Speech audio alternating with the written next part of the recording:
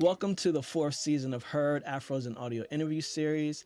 I'm your host, Talib Jasir. Today, my guest is Angel Livas. Hi, how are you? Hey, Talib, thank you so much for inviting me to be your guest. I'm excited. I'm excited too. It's been a little minute. We didn't connect last year's conference, but the sixth Year conference, you before. were our keynote. I So, yeah, was. thank you so much for that. Great presentation. We loved it. Good, thank you. And in and out then, like we Absolutely. barely get the chance to like really just converse and be in space. So I'm excited for this hour we have together. Absolutely. So, introduce yourself for the people. Who are you and what kind of work do you focus on? Yeah, so I am again Angel. I have worked in the media space for over 25 years now. And my goal is just to create an ecosystem where Black content creators are specifically able to monetize their content while maintaining ownership, but also creating a space where we can speak authentically, freely, and without the concern of this cancel culture and all of those things. At my core, I'm a storyteller. I love people, and I believe that a small part of my purpose here on earth is to help other people live their best lives, which is why I launched the Alive Podcast Network. Awesome, awesome. So, what is a live podcast network and what problem were you trying to solve when you decided to build it? Yeah, so the Alive Podcast Network, it's a platform geared towards amplifying Black voices, helping them monetize while ensuring they maintain ownership. The problem that we solve specifically is leveling the playing field for our content creators and helping to stimulate the Black creative economy. As I mentioned, because I've worked in this space for as long as I have, it wasn't until like maybe the last 5, 6 years that I really became cognizant of the fact that all of the people I had been creating content for the bulk of my career, so 20 plus years, they were white. And so there were certain things that I was accustomed to that I didn't know that things look different for other people. And when I say, granted, these were like your high echelon individuals, like your Larry King, your Mm-hmm. Jane Pauley, who had been in the game for a minute. But behind the scenes, I was their producer or executive producer creating their content. And what happened was I started working with Black celebrities and I realized how different things looked.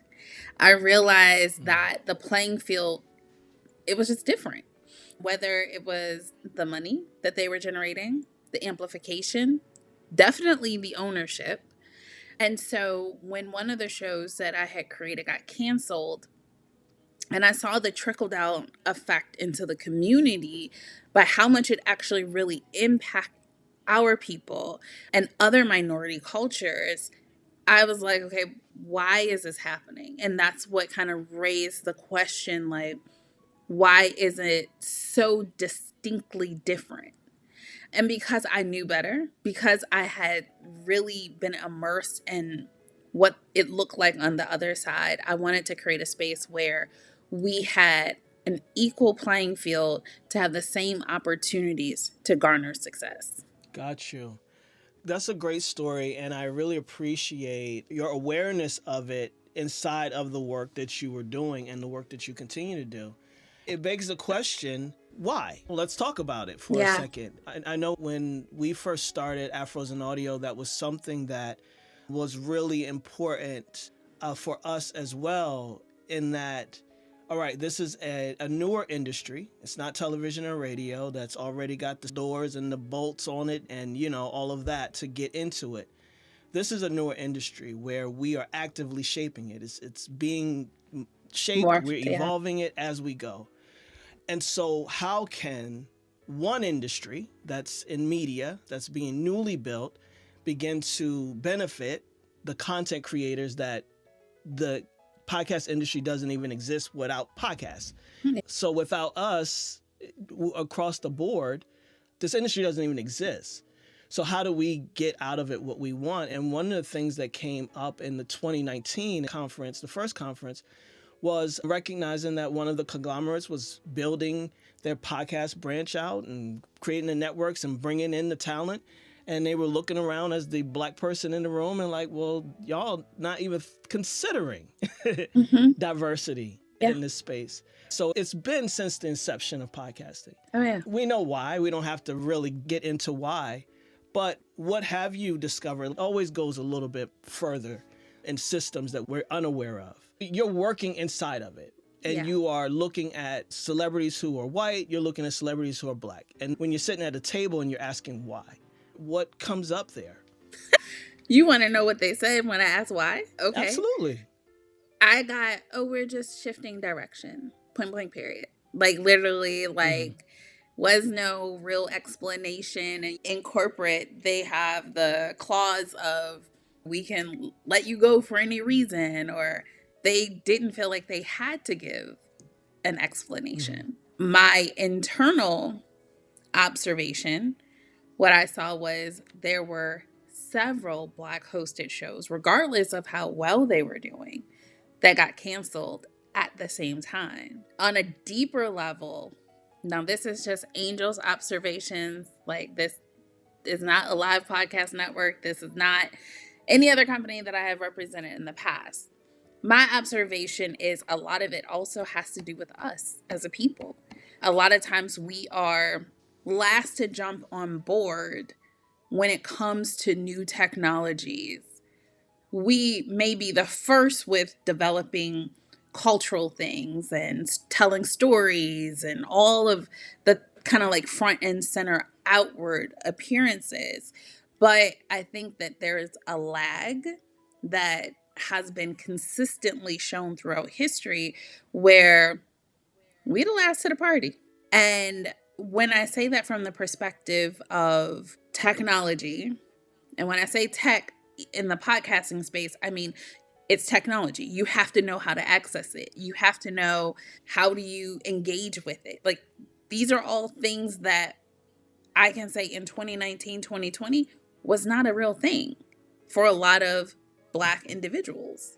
So even if I look at the content that I was creating at that time for Black celebrities, a lot of times when people would be reaching out like, oh my God, I love this episode, this clip, how do I listen to the full piece? And we would have just said, check it out or download it on all your favorite podcast platform. Nobody knew what that meant. So there was like this education lag where we did not know. And so because of that, I think industry jumped out like, well, we ain't got time to like sit up here and educate them. We gonna get our bag. We're gonna go to the people and cater to the people who we know how to access it. And even if they don't, they'll figure it out. Does that make sense? Oh, it makes sense for sure. Yeah, one of the things that we know is that the dissemination of information and access is limited and it's deliberate in different ways. And so when we think about tech for one, like you mentioned, something that we're always speaking on, folks get used to one thing and they do not want to give it up because I just learned this thing. But just like you moving from one grade to the next, you get a new textbook and a new teacher. And so there's this opportunity to continue to graduate and evolve with the technology. So there's so many things a part of that, but what's more loaded, in my opinion, with what you're saying, is this idea that we don't have time. The same information that had to be taught to us has to be taught to any and everyone, especially when you're educating on something that's new, on something that's the possibilities and opportunities. And it's interesting that we both definitely get the fact that information gets lagged and the education gets round robin until we finally get it. And then once we get it, it's Yeah. I don't want to shift or change. That's always there. So I appreciate the work that you do to do that level of education inside of your own network because it is necessary and it doesn't happen for the siloed individual that's simply got their head down and just wanting to create and move it forward the best way they know how. I just want to add on to that. And I thought this is where you were going to go with it. But when you think about, to your point around, you have to educate the people that you want to be engaged with what it is that's being created. I was at the table. That's how I knew about it, right? Yeah. If I wasn't at the table, and if nobody I knew was at the table, there was nobody to guide me into it. You know what I mean? Like, Absolutely. so you think about, like, how did you get introduced to podcasts? How did you get introduced to creating one? Or where did you first think of to listen to one? I came in through radio drama, audio drama. I was the first black independent audio dramatist in the market when I came out in 2017. So, So, too, you were at the table. yeah, And that's like my point. So, unless we're educating from because we're there, it's rare that we're going back to our people and say, hey, are you up on this? Check this out. You know what I mean? And that's what yeah, other cultures do because they don't always gatekeep. Sometimes we be our own worst enemy because sometimes it's, oh, I know this. Or sometimes we don't think it's significant to share it with other people yeah. within our Hmm. culture. And so that has proven to be a hindrance over and over. I mean, I just did an interview the other day and it was the same thing. Like, look at AI. How long has AI been around? And now it's become like this, oh, I got to figure out how to use it because it's become Hmm. so quote unquote mainstream. But in the earlier times, like 10 years ago, 8 years ago, even 5 years ago, people weren't really trying to figure it out. Yeah, we absolutely have that impediment for sure. Mindset, socialization, constructs, all of that good stuff. And it's a problem that we're working to solve, definitely. Yeah. One is definitely the scarcity. That's his main point of gatekeeping and not sharing what we know. The one thing about podcasting that I really have appreciated in my time in it is, and especially, and maybe it's just the culture that we created at Afros and Audio, but there isn't that. At least there's no gatekeeping. There's this really enthusiasm to share experiences and knowledge, Yeah. which is important for us to move this forward. Like one person isn't gonna move it forward ever. Not at all. Yeah. No, and when I say the gatekeeping, I'm saying normally it's the people at the table in Oh yeah. mainstream markets, Hmm. not Yeah. the people who leave those situations and we want to empower our people. Like we're the Yeah. ones that's like, yo, you got to find this out. We're trying to send you as much information as possible in a way that you can consume it and it becomes relatable and actionable for you. Yeah. Yeah. Absolutely. We've talked about your being behind the scenes at the tables. What about creatively? Yeah, I've created several podcasts. I've had my own, um, Hmm. and my show actually aired on terrestrial radio here in DC. And then Okay. it converted to a podcast. I created Tamar Braxton's podcast, which was up for NAACP Image Award back in 22. Yeah, I've created quite a few. A lot of the podcasts that I have created fortunately have won a number of awards. So the creative side of it, like that's the passion, Yeah. do, and why I want to be able to help other people build and create their content. And honestly, I think because of my creative side of things, because I was, like I said, I was a producer, I was an executive producer for over 25 years. And then I've also done on air work. So that side of it, like I've done it. Like I'm not just out Hmm. here, oh, I'm going to create this space for us by someone that looks like the people that I want to support. No, like I've been in the trenches. I have the accolades behind my name. Like I've won a Gracie. I've done all types of things that, yes, they're great. And for the stories that I've been able to share and bring to life, like that's the passion. I still enjoy doing that. But now I also want to create this ecosystem to help other people because at the end of the day, most podcasters are not journalists. Most Hmm. podcasters have never really studied communications. They know what they know, and that's what they want to be Right. able to share. And so within our ecosystem, like I find it imperative to be able to lend the skill sets that I do have to help anchor people with these are the tools that you need. Try to structure it like this. Think about having a run a show. Think about sound design. Think about these tools. Like this is my passion and a really great audio piece. Granted, I've done all sides of entertainment and media, but audio has been my first love. Hmm. That's the thing that I think is, of course, it's an intimate medium and all of that, but it makes you work a little harder to get that smile when you are hosting a show. It makes you work a little harder to connect to someone emotionally. That's a craft. And so if I can help you get there, whether you're a psychologist or a person who is talking about genomics or somebody talking about parenting, that to me is the craftsmanships that once we bring them all together, the way that we can connect as a community, it just expands exponentially. For sure. Thank you for sharing that. And I do think it's so important when we have that creative spirit and energy that informs Yeah, the professional versus the other way around, and to consider ourselves creatives at the same time and not separate from the folks that we serve and exactly. contribute to. I'm the same as you. I've been here as well. And it's important to be able to marry that because it becomes more relatable and effective, in my opinion. So, Good. yeah, it is important. Yeah. And I know I've met several people who are on a live podcast network who have shared that very sentiment of the work and that ability to really understand the stories Mm-hmm. that they're wanting to tell in a way that not only gets the listener, but Mm-hmm. is what podcasting at its heart is all about, is storytelling and narratives and laying this record of what we're doing here. So definitely, I appreciate that. Thank you. So you've worked across, as you said, broadcast, digital, emerging platforms. And you said audio is the heart, and I agree with that. Audio is like a cornerstone. So much can be built off of. Why has audio stood out for you as the medium worth investing in for you? I think it's something that once you crack the code to it, in my opinion, there's no greater feeling to have somebody like, oh my God, that piece that you did, like it helped me through.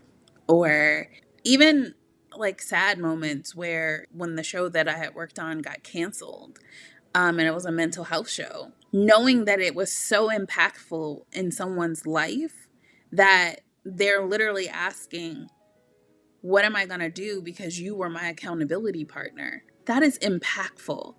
And not to say that you can't get that from television and videos and things like that. I'm not saying that. But the artistry, again, of what it takes to acquire a listener, it's a lot easier to use other things happening in your background and in your environment of a shot to aid in the story. But to only have your voice, music, and other sound devices to help tell a story, I just feel like that is something that stimulates creativity, which lacks in today's society. And any way that I can help people like dig into that inner child, like use your imagination. We're lacking at that. And I think it's such a beautiful space, like to just close your eyes and imagine, and you have no idea what the person's actually looks like. All you have is their voice, and Yeah, you're imagining what they look like. You're imagining what that situation is that they're describing. That's just something that I think, like I said, very early on, I fell in love with that part of it. And of course, I like things to be difficult, a little harder, a little bit more of a task. And I think audio is that force of, you can't just get on here and talk to me and think I'm going to connect and I'm going to stay listening. I have yeah. to put forth a little bit more effort in keeping you and making sure that you're not only here, but you're actually engaged in the conversation. Absolutely, because listeners are important to the work. If the industry can't exist without podcasts, podcasts can't exist without listeners. And Hmm. so we have to have this really important give and take ecosystem within that. And that is quality work. That's audio, that's care, Yeah. and responsibility in what we're creating. So I love that. And just thinking about the effort that goes into you have I want to say you may not be able to just say off the top of your head how many people you have on a live network, but also you might. Over Yes, 100 yes, shows on the yes. network. Yeah. That's awesome. And so when you think about your dream of first starting this and you thought about that podcaster that would sign up and be a part of the network, who were you thinking about? I was thinking about the young man who, there was a show that we created. It was a mental health podcast hosted by a black celebrity that got canceled.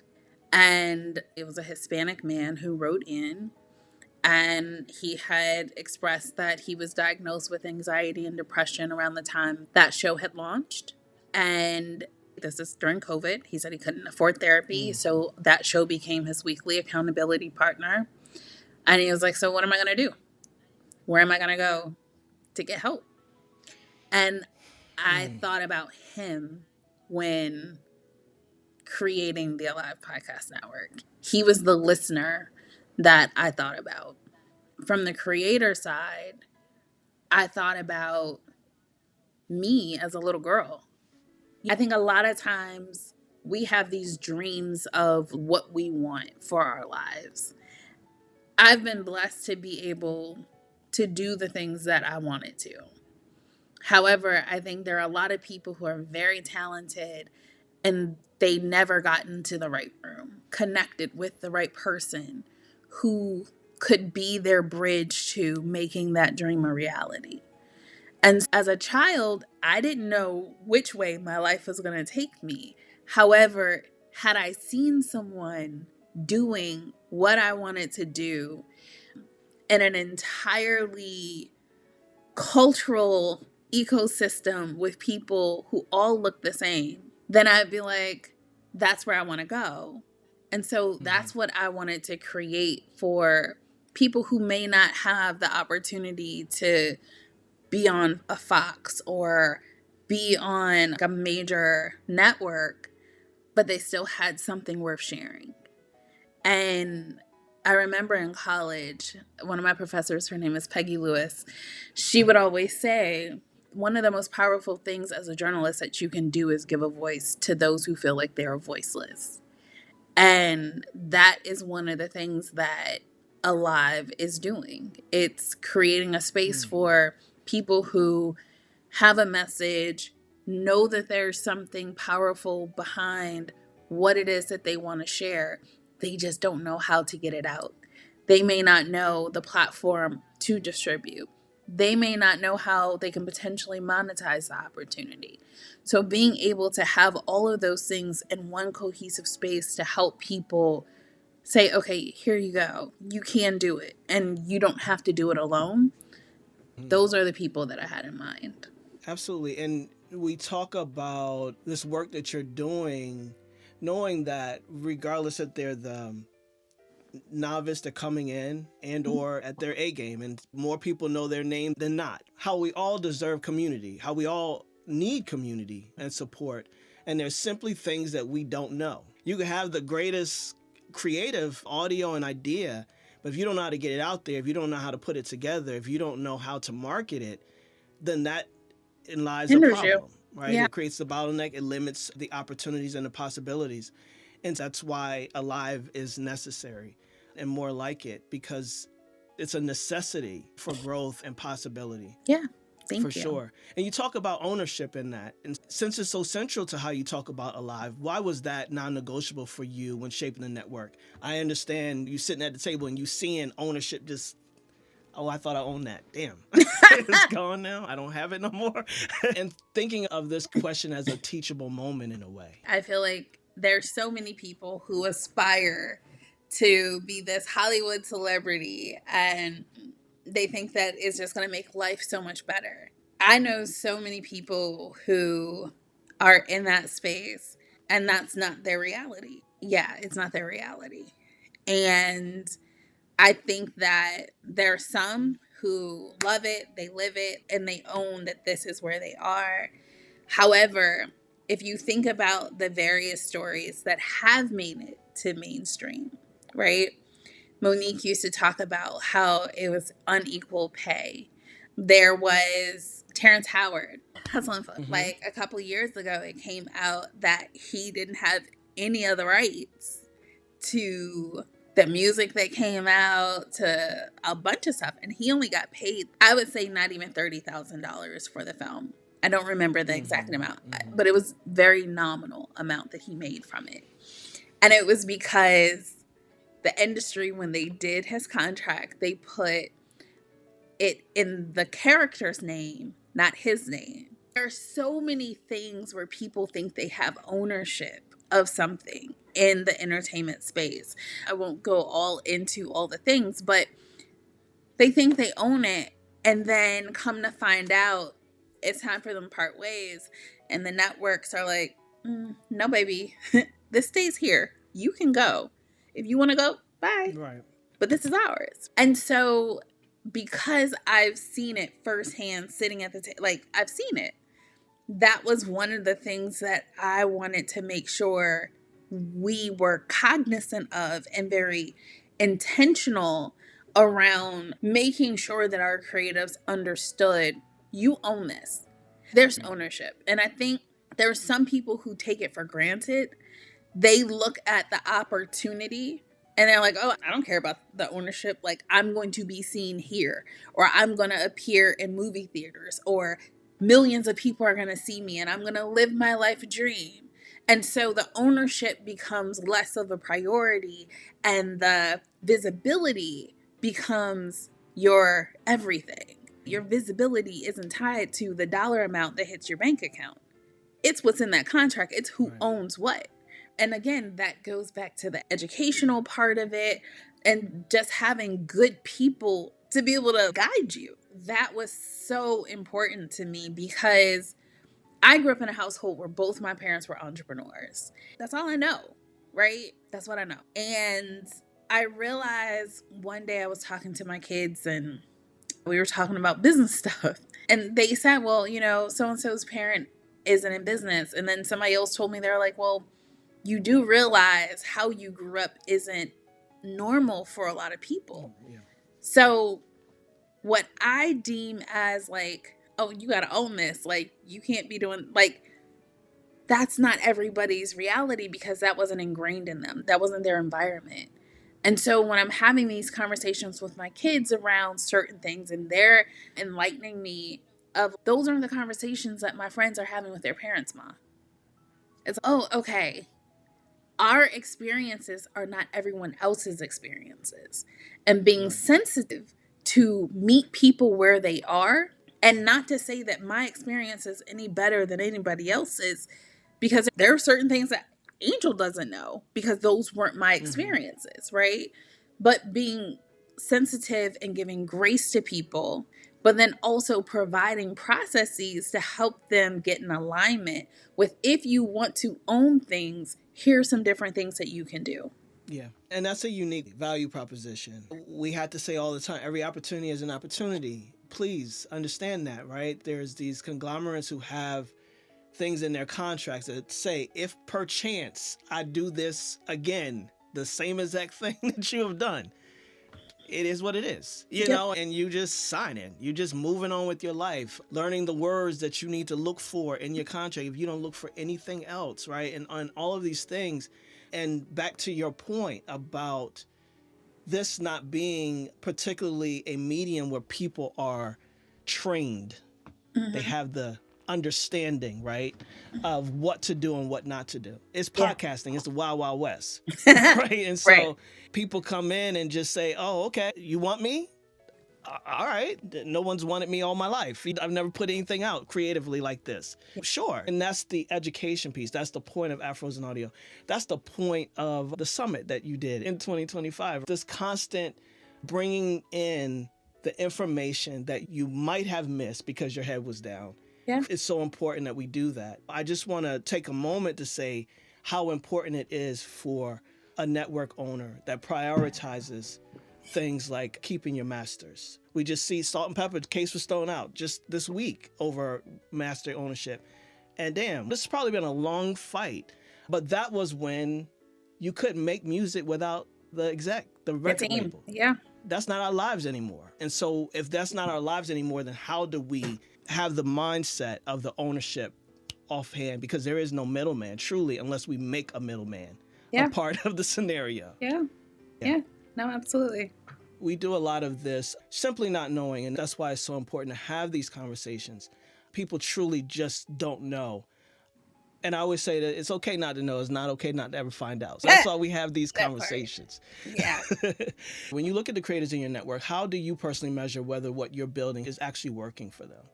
That's a great question. So every host that is onboarded to our network, I do a personal call with before they can be a part of the network. And that helps me get an understanding of where they are and what their goals are. Everyone, unfortunately, doesn't get invited to be a part of the network. And that's merely because in that conversation, if I don't feel like we're a good fit for you and I don't feel like we can help you with really what your goals are, then I don't want to waste your time and I don't want to have something that feels out of pocket and out of sync as part of the network. So it's understanding really where you are. Most shows, they either are using their podcast as a lead generator for their business, or they have some information that they want to share and they just are interested in growing it. And so we have different things that we have in place for our creators. And over time, it's morphed. So in our earlier years, we were figuring it out. Like we were trying to figure out, okay, like how can we leverage this? And now we're at the point where within our ecosystem, we've built out additional platforms just exclusively for our hosts to be able to connect with one another, for them to be able to schedule and do like ad swaps, to be guests on one another's shows, creating a space where it gives them even more power and community. I think it's one thing to say, hey, I don't want you to feel alone because you are surrounded by all these other shows. It's another thing to make them feel connected to those other creatives so that they can see the growth and do all of the different things that they want as outcomes. I think that's one part of it. And then last but not least, I think it's creating an opportunity for them to like see things amplified in unique ways that are beyond what we tell you we will do. But I'm extra. So I like to be able to do extra things for our creatives. Listen, nothing wrong with being extra, especially when it's committed to excellence. And from what I know about you, you wouldn't even put the extra in there if it wasn't already connected to how you know it's Yeah. going to work out for all parties. Yeah, yeah. So that's dope. That's dope. Thank you. And we're going to wrap up in a bit, but I wanted to talk about you created a summit last year, 2025. So that's great. Kudos to you for making that happen and doing the work. As I know, it's not easy. What did that experience show you about what's possible right now in the industry and for the creators? So we had what seemed to be some unfortunate pivots that end up being blessings. So initially, the Alive in 25 podcast summit was supposed to take place out in Long Beach, California in November. And everything was like ready to go. We had our venue. All the things were working like in our favor. People had tickets. People were excited. People had flights, all the things. And then the government shut down. And it was fine that the government shut down at first. But that was like October is when it first shut down. Our event was like November. By the time our conference was supposed to take place, TSA was like, yeah, we're not going to work no more. So flights were canceled and it was just like mayhem. In a past life, I did international retreats. And one year we had a hurricane hit. And so I think I may have had a little bit of PTSD from that experience. So when all this stuff are happening with TSA, I was like, you know what? I'm not going into the holiday season with this stress. So I made the executive decision to convert it from being in person to being on our television platform. So last year, Alive expanded to CTV, where we distribute on Apple TV, Fire TV, Roku, and now Samsung added us as a distributor about 3 weeks ago. Nice. But then it was the testing and having a very tight schedule. So we did an entire broadcast and we moved everything from 2 days to one. And it was all live. It was a live broadcast on, at the time, the three platforms. And it was wonderful because we were able to promote. More people who would have never been able to attend were able to watch. We had about 15 speakers. A lot of the speakers, their families were able to watch. And it was just such an amazing response that we got. We had pictures of families like watching on their television and writing in. So while that was not the initial vision, I think the biggest thing is, how do you convert something into something even bigger, regardless of the circumstances. And Right. could have been something where I could have just been like, okay, we're just going to do a Zoom or a webinar, and it could have been fine. But the way that we did it, it opened up the opportunity to use that summit as an introduction to the Alive Podcast Network. So many people had it downloaded. So many people have tapped in and checked out other shows since then. So it ended up being, like I said, a blessing despite all of the chaos. I always say it's the difference of what determination makes. It's easy to fold. It's easy to say, you know what, I tried. It didn't work. My bad. Yeah. you know. Um, but the other piece that we definitely want to highlight is that you had and you have an opportunity, possibility on CTV. Mm-hmm. And again, another unique value proposition from a live podcast network. So Mm-hmm. talk more about that opportunity that you have here now. And are you doing both video and audio? What is that for you all now? And what made you see that as an opportunity that others definitely overlook? Yeah, so again, I've been in the space for so long. Some of the conversations that I remember having maybe 15 years ago are things that I'm seeing. And I think that is the wave of how things are going to move. I think mainstream media is still not pleased with the financial gain of podcasting. And so, Mm-hmm. because it is a medium, they're going to keep pivoting it and tweaking it until they get the financial rewards that they want. And Right. I believe that the next phase of that is going to be through CTV. And I do believe that is where the gains will come. Unfortunately, in my mind, like, I look at, it's not a podcast. Like, a podcast is audio, right? But Mm-hmm. at the end of the day, a business, you have to conform to what the people want to purchase, not what a titling means in actuality. Mm-hmm. And so being able to lead in building out our CTV channel and having it as something where our creatives can use it in multiple ways.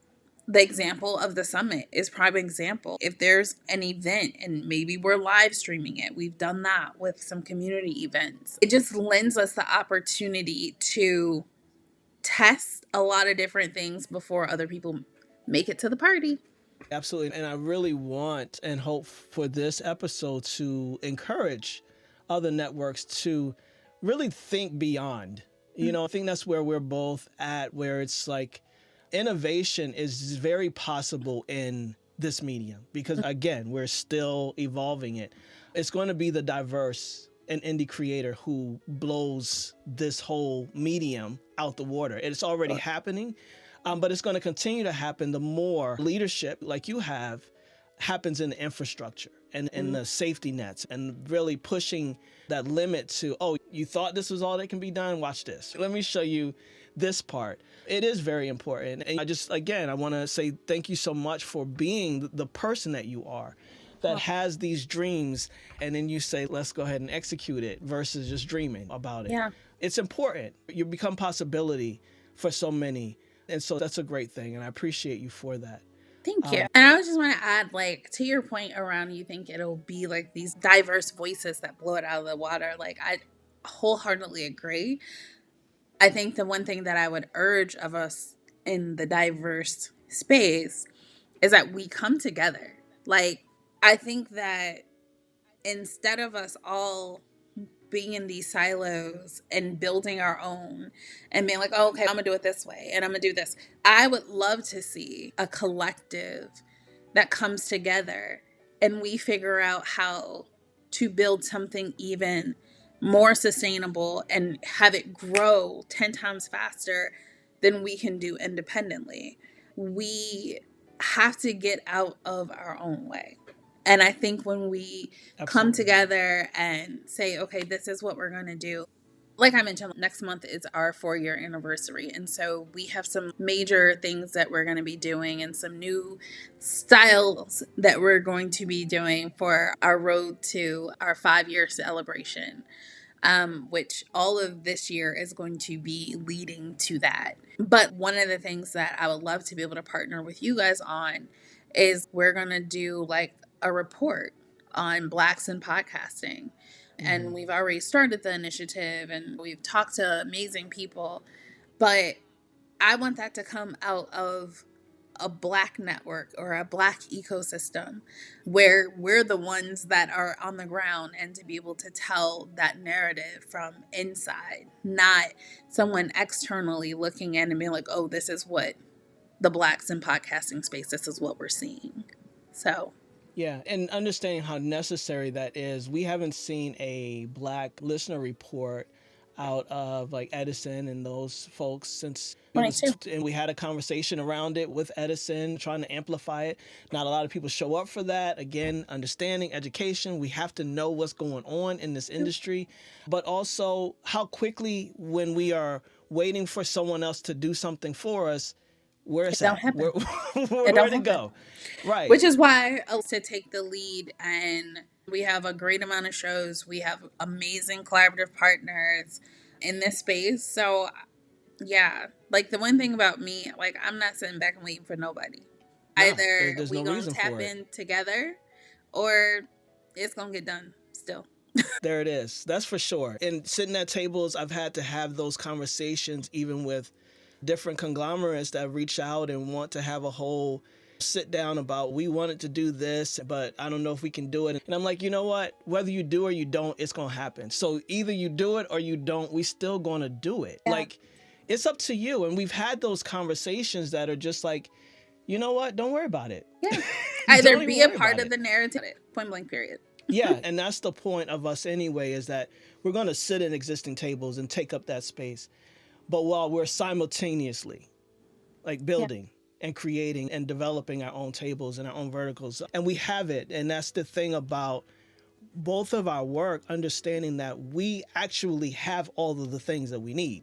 Just keep pushing it outside of ourselves to go and get it, or waiting for it to appear, when if we put it together, we don't have to even wait. There's somebody that has it right now, that all we just got to do is put it together. Yeah. So it is important. Yeah. All right, last question. When you think about the role you want Alive to play in creators' lives a few years from now, what feels most important for you? That they have a home. Yeah. I think there's no place like home. And then for me, like when you think of home, you have like a baseline, you have a place where you're safe, you have a place where you don't feel like you have to adhere to any standards. Like you can come as you are and feel welcome. A few years from now, no matter how much people grow, no matter how much money they make, if it's something that they don't know, I want them to always know that they can come home and it's a safe space for them to be able to ask questions, to learn, to re-engage, to get reconnected. I think that's probably what's most important. That's beautiful and definitely aligned with that. And so I was grateful and happy to welcome you into the Afros and Audio home. I'm grateful to have this conversation with you now, to learn more about Alive Podcast Network, learn more about you. Like we said in the beginning, this is really our first time of really getting to know each other besides what's on paper. But I want to say on camera right now that you got me. Wherever we can collaborate and support and initiate and all of those things, I'm here for it, because I understand that the work is nowhere near being done when it comes to equity in this industry and getting exactly what we deserve to get and what we're meant to get out of it.